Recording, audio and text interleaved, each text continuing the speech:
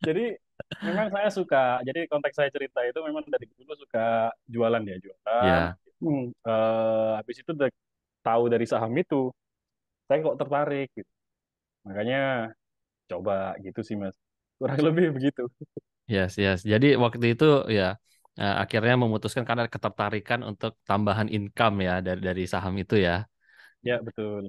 Terus dari 700.000 beli saham pertama itu sahamnya langsung naik makanya sehingga tertarik melanjutkan atau gimana? Karena kan banyak juga orang di awal beli saham ternyata turun terus kapok. Nah, untuk Mas Sofyan Ya waktu itu ya. gimana? Ya waktu itu pas hari pertama, hari kedua, hari ketiga lah. Itu saya pelajarin bid over dulu waktu itu. Oh ini ternyata turun ya kalau segini. Waktu kalau beli kanan langsung match. Nah habis itu saya pas hari ketiga ya kalau nggak salah itu turun Mas. Hmm, 700.000 kan mungkin kecil lah. Waktu itu untung Pak rugi sekitar 3%-an. Tak lihat kok, loh kok plus lagi 2%, balik lagi. Ya udah berarti ini konteksnya adalah floating doang gitu. ya, Jadi ya udah saya biarin. Saya biarin. Habis itu, nah tadi mengenai yang cerita tadi yang soal duit beasiswa saya nggak ngomong. ya, Dari 700, nah itu. Wah, ini kalau duit, eh, ini duit-duit modal nih, boleh nih. Aku sisihin. Tak cobain, top up, top up. Udah mulai tuh. hmm, Mulai dari nyobain saham-saham lain. Wah, menarik. Berarti nih konteksnya adalah cara kerjanya, modalnya harus digedein. ya, ya, ya, Modal digedein, bukan kita mencari secara persentase. Konteks kita harus balance, harus realistis dong.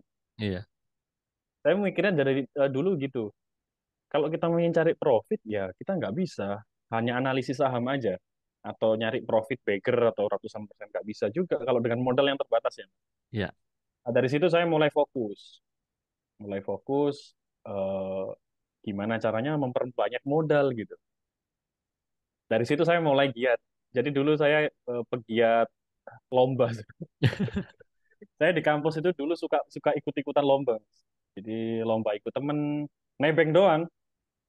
Waktu itu kan kalau di kuliah itu kan ada program apa karya ilmiah ya. karya ilmiah, ya, Ya ya. bikin-bikin apa itu bisnis plan lah apa itu. Itu saya sering ikut tuh. 3 orang. Yang 2 orang yang ngerjain, saya tinggal presentasi mas. Bagi Nanti tugas. begitu juara, ya dibaginya kan rata tuh. Ya, ya, ya. Memang harus gitu, harus ada analis, harus ada yang presentasi. Iya. Iya. Iya, nah saya waktu itu dulu eh bagiannya ya paling bikin PPT presentasinya yang gimana yang cakep buat present lah. Itu aja sih. Jadi teman-teman dulu zaman di kampus ada kenalan dari himpunan-himpunan itu, Hmm, hmm. ya kan kalau himpunan-himpunan itu kan sering tuh banyak ikut apa program-program kerja ya, proker gitu. Yes. Ada proker, ada lomba ini, ya udah teman-teman yang himpunan kita deketin, deketin. Kalau ada lomba bro, mau dong gua gitu. Jadi gitu mas. Lumayan. Iya, jadi saya dulu nyari modalnya itu, ya saya terus terang aja ya di podcast ini realistis. Hmm, eh ada beberapa yang memang modal yang saya top up itu ya nggak semua dari profit terus ya nggak mungkin. Saya tadi hmm. bilang juga menggedekan modal biar profitnya semakin besar ya. Dulu zaman-zaman saya masih relatif masih kecil modalnya, pas di kampus ikutan lomba hadiah itu di top up gitu. Yes, yes, benar-benar. Ya. Itu juga yang biasa kita suka sharing ke member-member kita. Bahwa kalau kita bicara investasi, yang kita lakukan adalah nabung saham, kita cicil.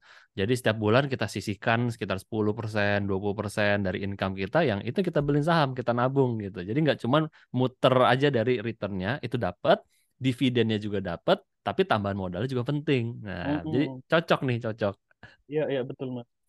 Dulu itu sampai saya merasa mungkin kalau kita sudah berkaitan dengan apa investasi atau duit ya, kadang kan kita merasa kayak, oh ini kurang nih, kurang Hmm. profit. Saya kembali ke konteks awal, iya modalnya kalau pengen dapat lebih banyak ya gedein modal gitu. Akhirnya pada saat itu saya ikut cari apa ya semacam lomba yang dimana itu price-nya lumayan gede. Hmm. Saya waktu itu ajak tim, jadi itu bisnis plan, di mana bikin bisnis plan dan memang harus direalisasikan. Ya. Ada program dari Kementerian Koperasi, Mas. Hmm. Hadiahnya itu 25 juta lah. Bagi seukuran kita dulu, kan gede Mas. Gede untuk mahasiswa. Ah, juara satunya 25 juta, juara duanya 12 juta 500. Yang diambil cuma dua aja. Habis itu saya mikir, wah ini duitnya lumayan. Waktu itu otak saya mulai kerja nih. Gimana ya? Akhirnya saya ngajak teman yang memang dia apa ya bikin bisnis lah, bisnis. Akhirnya saya bikin, gimana kalau kita bikin bisnis plan kopi. Kopi yang dimana itu sangrainya itu pakai tradisional, Mas. Hmm. Kayak kopi yang ada di Banyuwangi Ya, yang itu kan pakai pakai bambu itu. ya pakai gerabah itu ya. Nah, ya. Gorengnya pakai itu terus di grinder sendiri baru lebih orisinil gitu. Kita beli kemasan sendiri. Nah, udah bisnis plan itu yang kita bawa Mas di Kemenkop bahwa kita mengusung heritage, mengusung khas lah gitu. Yang dimana ini lokal pride gitu ya dan sebagainya. Akhirnya ya puji Tuhan alhamdulillah juara dua. Mantap, lumayan dapat dua Ya belas itu setengah. tuh ya itu salah satu semester-semester akhir sih waktu itu. Ya, ya. Ya itu tuh salah satu pencapaian yang menurut saya masih saya inget lah sampai sekarang. Jadi modalnya saya waktu itu modal memang harus disuruh realisasi ya. Ya. Ya kita realisasi, cuman ada sebagian dana yang dimana dari itu jalan Mas hampir 1 tahun setengah kopi itu. Hmm, mantap, mantap. Habis itu baru ada duit profit profit ya saya sisihkan lah pelan-pelan. Ya, ya. Jadi Bapak dan Ibu Menteri, ya, Waduh, program-program seperti ini sangat bagus ya betul untuk betul. para mahasiswa merealisasikan income mereka. Ya, Iya, walaupun tanpa disadari ada dampak langsung terhadap dunia pasar modal karena uangnya bisa disisihin masuk ke pasar modal. iya, Ya, ya. betul sih Saya Mas.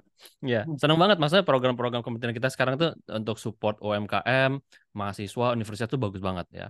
Kebetulan berapa tahun terakhir saya banyak support kementerian untuk program UMKM, dana hibah dari kementerian Kemenpar, Kemenkop, sama Kemenristek Dikti waktu itu ya. Sekarang kan jadi BRIN. Jadi bagus memang program pemerintah kita. Iya, Support ya, sponsor jangan iya. lupa. Mantap, mantap. Ya, jadi oke menarik, bener. Jadi ya kita tambahin modalnya proses. Nah, tapi satu menarik kebiasaan kita mahasiswa zaman dulu itu kan kalau udah masuk dunia kerja lupa tuh sama aktivitas mahasiswa ya, terutama aktivitas saham atau apa bisnis apapun biasa kan udah ditinggalkan begitu masuk dunia kerja.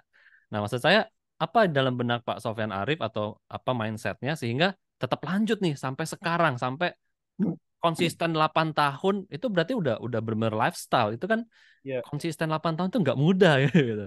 iya betul Mas. Ya memang tadi saya cerita di awal karena saya bukan tadi ya orang kaya, bukan punya profil. Terus waktu itu almarhum orang tua saya, ayah saya itu bilang memang dari sejak SMA sih atau pas kuliah awal-awal itu bilang, kalau kamu nanti udah kerja, sisihin, nabung. Hmm. Karena orang tua saya dulu itu eh, walaupun penjahit Mas, kan ya mohon maaf nih ya, mohon maaf. Jadi nguliahin saya di universitas negeri tanpa ada beasiswa. Dulu kan kalau nggak salah kayak bidik misi ya. Mm-mm. Kuliah-kuliah itu kan bidik misi. Itu saya jalur reguler waktu itu. Tentunya kan ya lumayan ya zaman saat itu reguler ya 2 juta, 3 juta lah per semester. Kenapa orang tua saya bisa nyekolahin saya dari uang pribadi? Kalau kita ngandalin dari hasil yang penjahit gitu ya, penjahit, nggak mungkin bisa mas, terus terang aja. Tapi Hmm. kenapa bisa? Karena orang tua saya investasi. Waktu itu investasinya kayak di sawah. Jadi punya sawah tahun 1980-an, itu belinya cuman ada yang 8 juta. Terus sampai sekarang masih ada, Mas. Ah. Jadi hasil yang dari itu sawahnya itu yang buat setiap kali panen ya buat bayar pula anak aku sekolah saya. Jadi saya masih sampai sekarang itu ya teringat almarhum ya pesen ya itu sampai seterusnya ya kalau bisa jadi disiplin lah. Ya, Jadi filosofi finansial anak-anaknya. Terus terang saya anak nomor dua, ada kakak saya, adik saya, itu juga soal sama dikasih tahu soal gitu. Kuncinya waktu itu juga bilang ya kuncinya sabar. ya, ya. Jadi Dulu beli sawah itu katanya belinya berapa ya tahun 1980-an. 8 juta apa 4 juta gitu loh. Itu notanya masih ada, Mas. sampai sekarang. Nota beli jual beli sawah itu masih ada. Saya Ya, ya. saya ada tuh apa masih nyimpen lah gitu. Jadi Harus dijaga itu itu legasi itu. makanya iya. Jadi itu sih yang membuat saya terus lebih disiplin. Nggak aneh-aneh lah. Ya, Kalau ya, emang ya. biasanya kalau kita sudah kena ingat-ingat orang tua atau kejadian apa gitu, itu kena terus tuh, Ya, lengket lah. Jadi makanya bukan soal teori aja ya, gaya hidup harus seperti ini, sisihkan.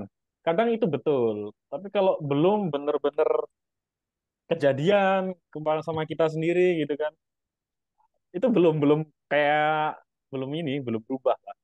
yes, yes. Ngalamin sendiri baru bener-bener merubah hidup ya. Hmm. Benar. Dan sampai kan di video itu Hmm. aku ngeliat kayak Mas Sofyan sampai ngejalanin kayak frugal living gitu kayak 30 Ya, sampai 50% gajinya. Bayangin 50% ya gajinya betul itu. disisihin untuk ke saham gitu. Iya, Ya, itu waktu saya awal-awal kerja pun zamannya apa ya itu ya, sudah teman-teman kantor itu udah pada pakai iPhone berapa itu, ya? Saya waktu itu masih iPhone 4S mas. udah ketinggalan gap jauh Udah iya, generasinya ya. itu kan itu sampai bilang mas gantilah gitu, duit ada gitu loh. Ya ini masih bisa mas soalnya. Iya, Ya gimana, karena apa ya, saya memang punya punya tujuan capital dulu digedein lah, nanti kalau misalkan yang lain-lain mulai pelan-pelan ya kita sedikit untuk apresiasi buat diri kita sendiri itu adalah pasti. Cuman iya, memang dari awal saya sudah straight pada yang omongan-omongan orang tua dulu, almarhum. Terus juga saya ya pokoknya saya dapat sisihin, udahlah nggak usah dengerin yang lain-lain. tapi memang memang itu kan yang sebenarnya membedakan perilaku orang kaya dengan orang yang pada umumnya di luar sana. Kalau orang pada umum di luar sana kan terima uang spending, konsumtif. Aset apa nih yang mau saya beli nih, belanjain apa nih ya, beli barang apa, beli gadget, fashion, itu kan mindset awalnya. Sementara Iya, kalau kita bicara mindset orang-orang kaya, pengusaha, setiap kali terima uang kan yang mereka pikirkan, yes sama-sama spending, tapi saya spendingnya beli aset apa nih yang bisa produktif. Jadi beli sesuatu yang menghasilkan, bukan sesuatu yang konsumtif yang malah habis. Ya, jadi menurut saya udah cocok banget sih legasi dan peninggalan ajaran dari almarhum itu menurut saya wah itu priceless banget tuh. Anak saya itu kayaknya wajib itu harus saya itu iya. pesan utama kayaknya. Kalau kalau kata almarhum dulu bahasa Jawanya gini, awakmu ini tuku ini gaya opo gitu. Gaya opo itu buat apa? Toh juga ujung-ujungnya ya selesai gitu. Beli Benar handphone benar benar. apa gitu. Toh ujung-ujungnya kan ya kalau kita bahasa teoritisnya kan depresiasi lah. Iya, Kalau bahasa ngomongan kasarnya kan ya buat apa? Toh juga ujung-ujungnya habis atau selesai. habis. Iya. Sekali Buang duit doang. jadinya. Iya. Ya bener sih.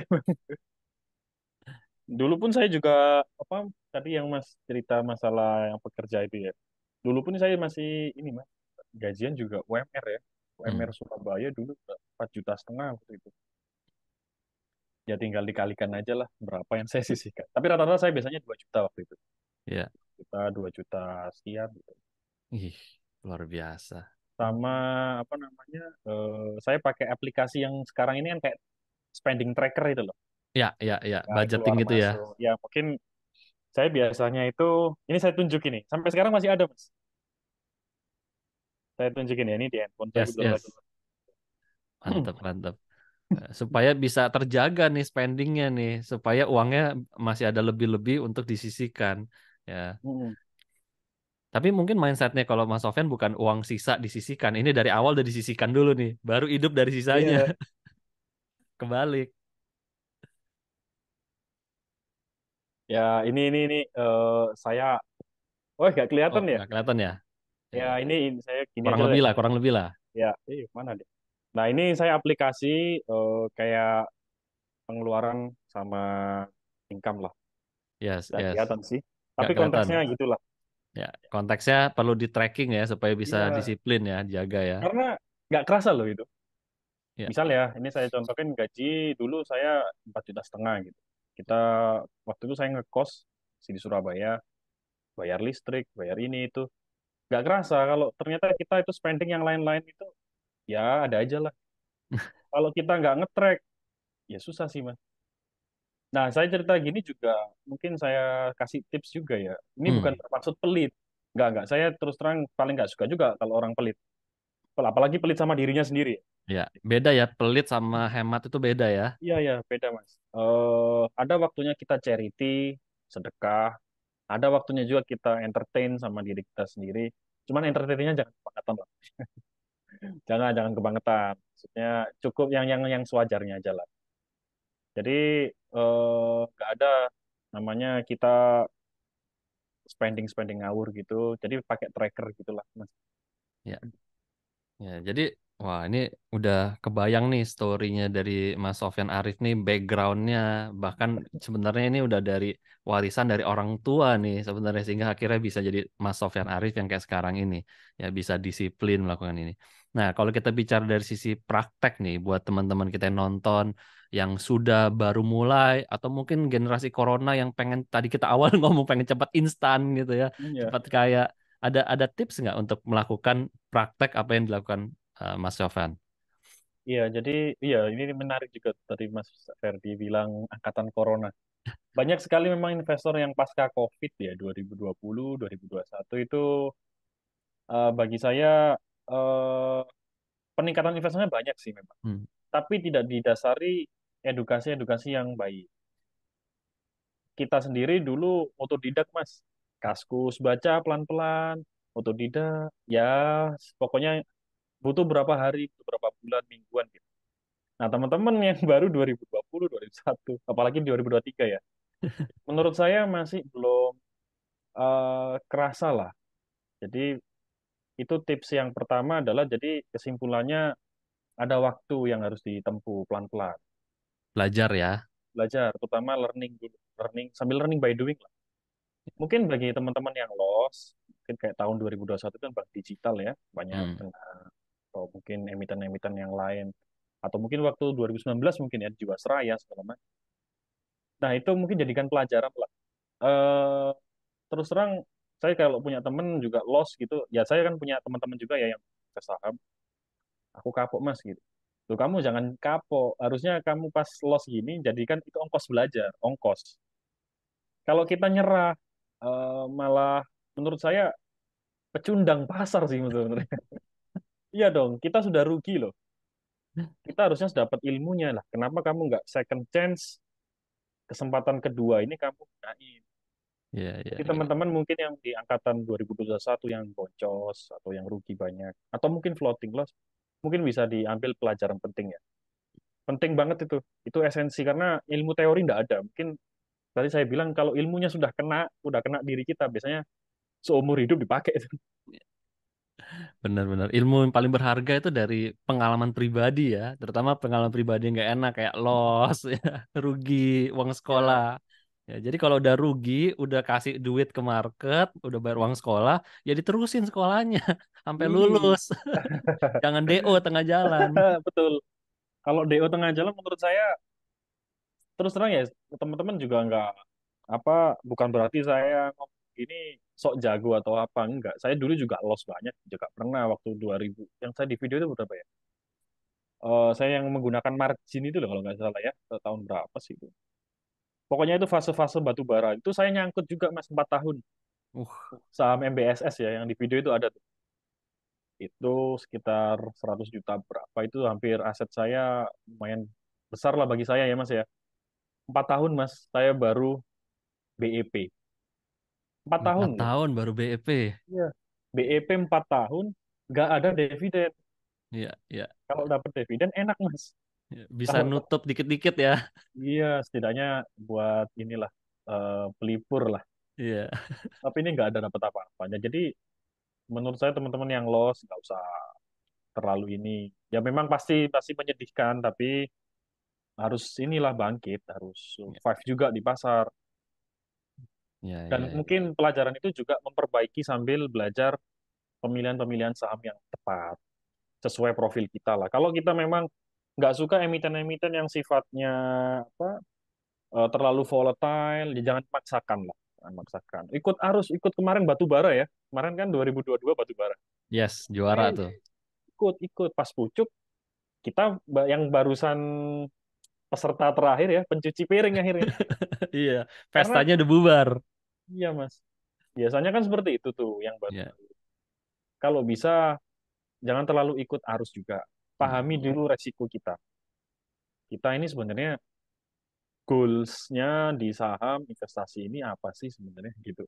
Yes, Kalau yes. saya dulu sudah menetapkan goal, ya saya memang memperbanyak modal, pengen melatih dari apa hasil yang saya sisihkan, saya taruh di mana. Teman-teman juga mungkin nggak harus saham, ya terus terang. Ya. Kalau memang sukanya nggak mampu, reksadana saham juga boleh. Hmm. Ya walaupun mungkin ya ada plus minus lah di situ ya. Ya, Tapi kan kita konteks di diskusi ini kan seberapa tepat sih profil kita ukur. Harus harus apa ya? Paham sama diri kita sendiri lah. bener, cocok-cocokan ya. Ya, kalau emang nggak kuat, ya kita bisa beli obligasi apa? Golongannya suku itu kan. Ori Iya, ori ya, ori-ori. Ya, ya ori pasar uang mungkin. Setidaknya melatih ini dulu, melatih habit dulu sih kalau untuk yang awal-awal. Baru next step yang tadi apa video Mas Ferdi bilang gigi kedua. Saya juga ngakak itu, tancap gigi kedua. Jadi ya betul, ketika sudah mateng nih basic filosofi kita, baru next step-nya mulai yang lebih advance. ya, belajar trading ya. Ya, tradingnya yang bener ya tapi ya. Tradingnya bener. Saya kadang-kadang dibilang, ada ada sih komentar, pas duitnya besar kok jadi trading. Ya, mungkin saya klarifikasi juga di podcast ini ya. Jadi Ya, tradingnya berdagang ya, tradingnya bahasa berdagang, berdagang yang baik. Saya nggak pernah beli saham-saham yang terlalu small caps banget yang saya nggak ngerti, saya nggak pernah. mm-mm. Jadi beli aja atau dagang aja yang memang tuh memang murah ya, murah, dapat dividen, ya santai Perusahaannya aja lah, bagus. ya bagus. Ya. Kadang ini yang bikin kita ke-trigger ke emiten yang ya yang mungkin yang agak-agak ya, itu karena pengen cepet-cepet untung mas. Nah ini nih teman-teman yang nonton, akuin aja dah, Betul, pengen betul. pengen cepet, ini pengennya gua balikin lossnya kemarin nih, gitu kan. Ngejar kekalahan tuh namanya. Iya, kebanyakan gitu. Jadi nggak bisa, nggak bisa.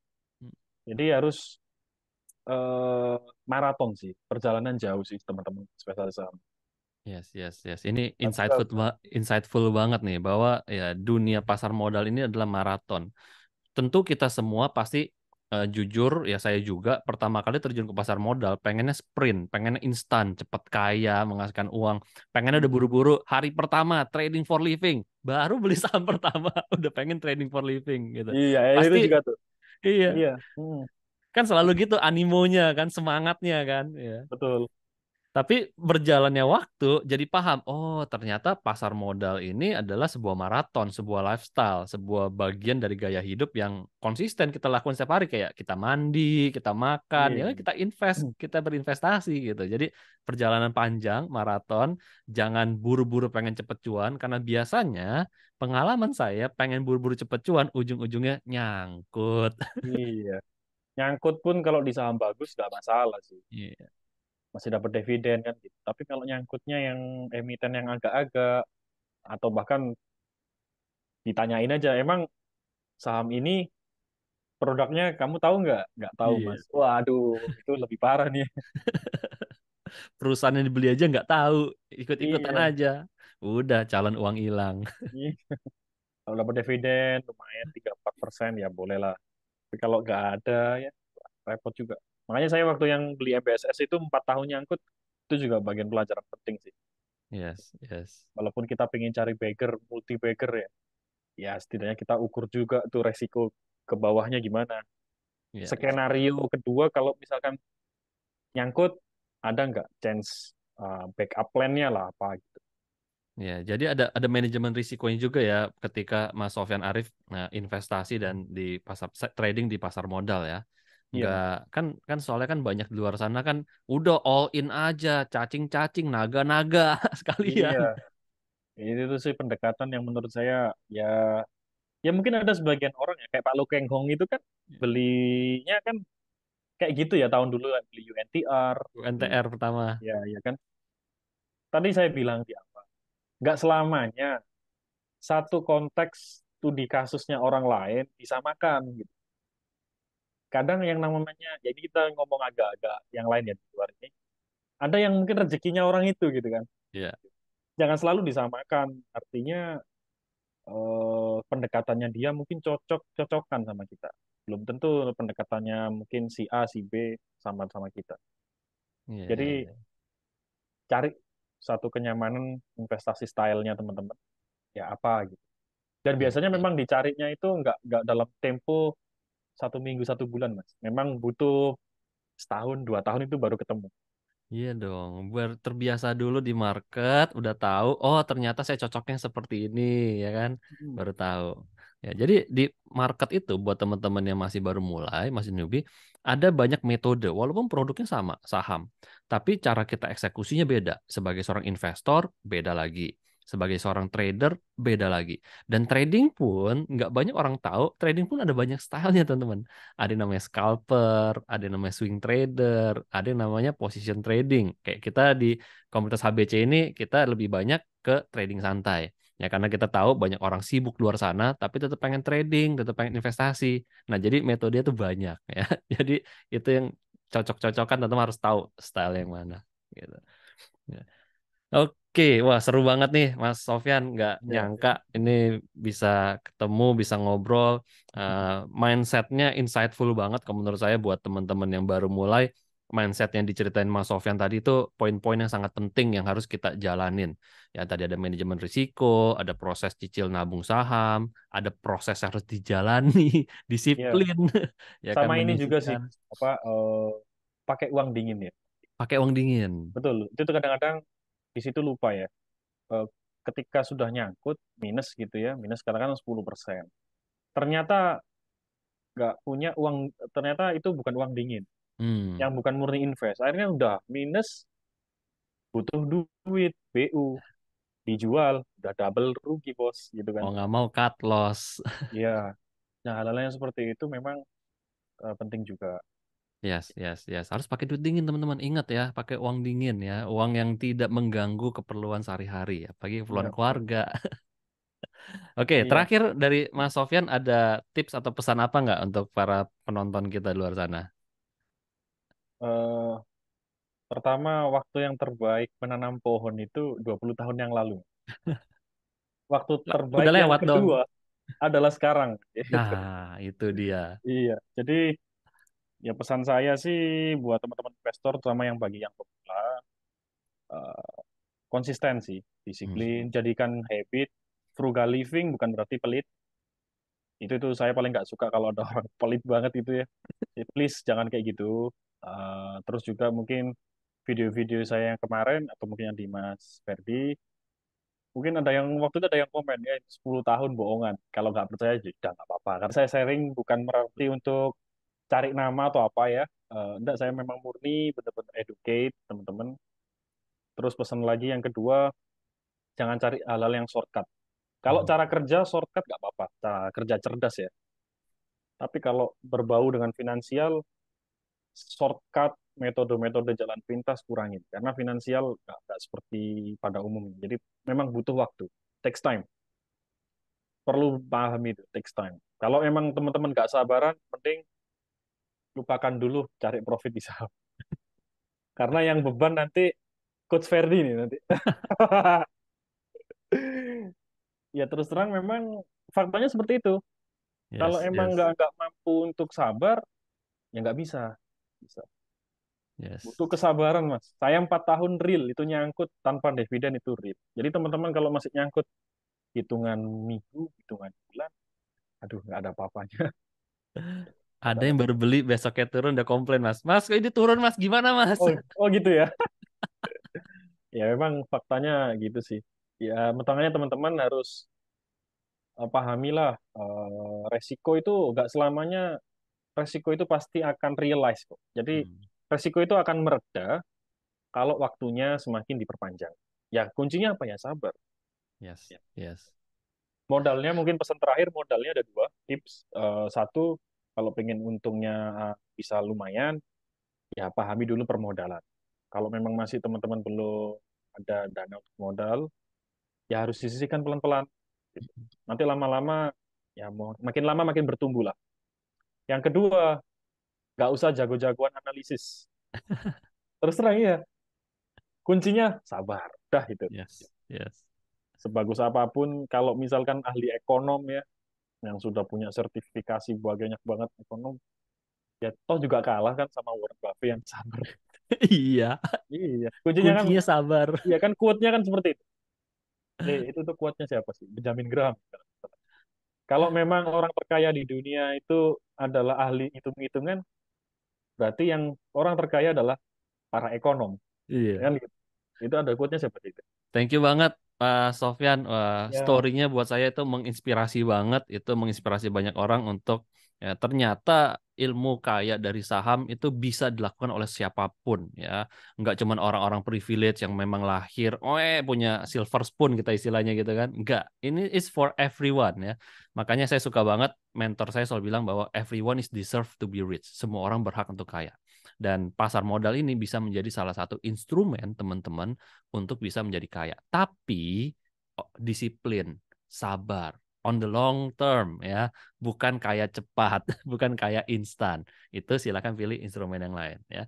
Di sini kita selama Anda mau bersabar, selama Anda mau disiplin ikutin prosesnya, semua orang punya kesempatan untuk bisa ya meningkatkan aset lah ya. Kita bilang bangun aset produktif. Karena saya selalu ngomong teman-teman, perusahaan itu apa sih? By the end of the day itu adalah aset produktif yang menghasilkan duit buat kita.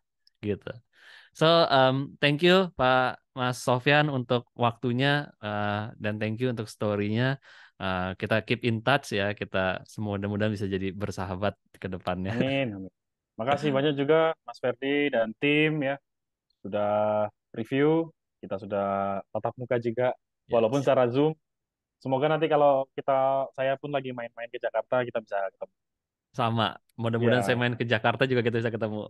Ke amin. Surabaya, ke Surabaya. Iya, makasih banyak. Oke, makasih banyak. Thank you. Selamat bye-bye Ya. semuanya.